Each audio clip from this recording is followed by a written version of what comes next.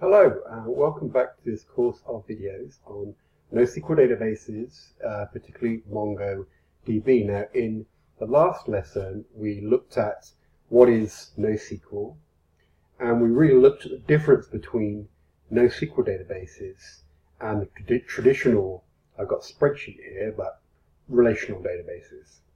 Now, in this video, we'll be continuing with what are NoSQL databases, but we'll really be looking at the different types of NoSQL database.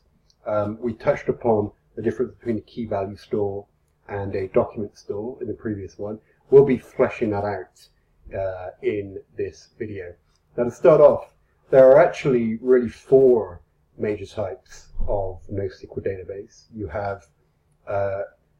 have the two that we've talked about, the key value store, you have a document store, you also have things called column stores, and also a fourth one called graph stores. Column stores and graph stores are not as widely used as key value stores and document stores, so I'm just going to mention them and wave my hand at them, and we won't talk about them anymore. We will focus on key value stores and document stores.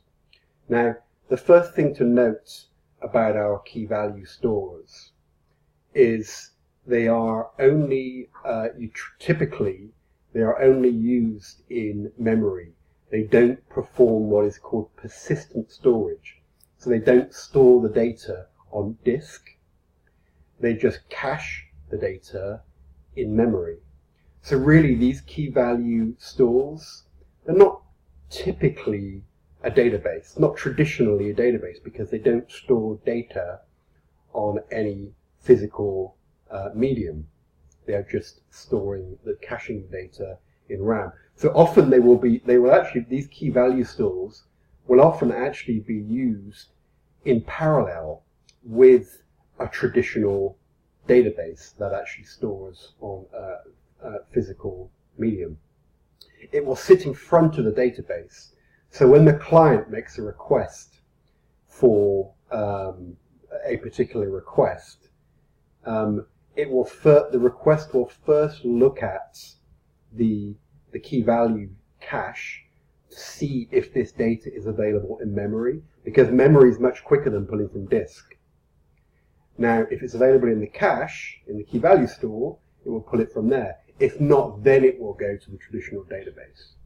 So that's the first important thing about key value stores. It makes them incredibly fast, obviously, because pulling from RAM is obviously much quicker. However, it's less reliable because obviously if the server goes down, the data that you have in your cache, in your key value store, is now lost. So really, the use cases for key value stores would really be to cache database queries. For example, the top 10 articles from a blog post, for example. So rather than going back and hitting the database every time to get the top 10 articles, every time that is requested, you would just fetch it from your key value store in RAM. The second thing would be for API calls.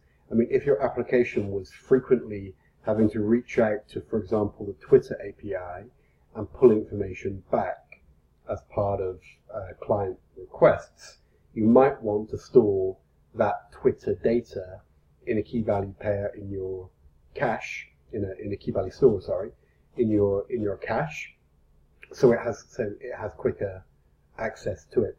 The final thing you might want to do with a key value store is you could actually make the value a static web page. For example, About Us web page rarely changes, or pretty much never changes. So you could store that in cache. So instead of a request for About Us hitting the file system, you could pull it from the cache. So these are different ways that we could use key value stores. Notice the limitation of these key value stores is really that the key, first of all, you just have a key and a value. There isn't the more flexibility and complexity of the document store. But also, typically, these are both strings. I mean, the key and the value are strings. There are some discrepancies with that statement, but for simplicity's sake, we can really say that the key and value is string. Now, two examples of key value data stores, two very well used, are memcached, which is actually phrased as memcached, and Redis. So these are the two really popular key value stores. Redis is slightly more complex and flexible than memcached. Memcached is an extremely simple key value store. Redis, you can actually store a little bit more than just strings in the value of the key value store. And so Redis is slightly more flexible, but it's still considered a key value store. Now, another thing to remember about key value stores is the querying. So when querying key value store, all you can say in the query is give me the value where the key is 1, or give me the value where the key is 2. Excuse me. So this is one of the drawbacks of a key value store. But for storing things like, for example, session information, user ID of whatever user ID is, this kind of thing would be extremely suitable for a key value store, extremely fast. So, to move on to document stores. Now, document stores are more similar to our traditional database model, in the fact that although I know all NoSQL databases are considered schemaless, you can actually, as we saw in the last video, kind of create a sense of schema within document stores. As I said, instead of key value, I actually referred to it as field value pairs, because you can actually provide metadata to replicate a field name in a traditional kind of style database. That's a key thing. So in these document databases, we have our documents, which, as I said previously, are really just objects, similar structure to objects, but we call them documents. Now, a document would be the equivalent of a row in a traditional database or spreadsheet. And then we have multiple documents together form a collection of documents in our document store. Now, in a traditional database or spreadsheet, this would be the equivalent of a table. So table is collection. And then obviously multiple collections in NoSQL make up a database. In traditional databases, multiple tables make up a database. So as you can see, our document store is more similar to a traditional database in the sense that we can give a sense of schema and rows and tables. Also, document stores do persist to disk. So that's the key difference. These are persisting to disk. This is just persisting to, it's not persisting, it's just using cache. So that's another reason why these are more like a traditional database. Now, in terms of querying is another very, very big difference between our simple key value store and our document stores. As I mentioned previously, querying, we can just say, okay, just give me the value where the key is 1, or give me the value where the key is 2. You're quite limited in your querying. However, with document databases, we can actually query not just based on the value that belongs to the key, we can actually query on the data that is held within the value.